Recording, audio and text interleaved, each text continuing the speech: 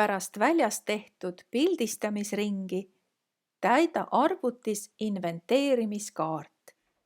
Kasuta selleks Word-programmi. Võta eeskujuks inventeerimiskaardi näidis. Täida lahtrid andmetega nii enda kui ka pildistatud maja kohta.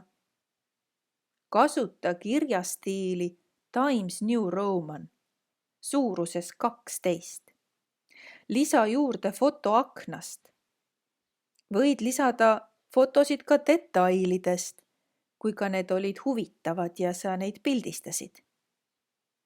Võid veel lisada fotosid muudest erikujulistest akendest.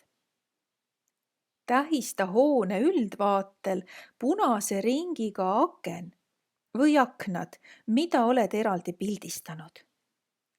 Kasuta selleks programmi Paint Windowsi arvutis või Preview Apple'i arvutis.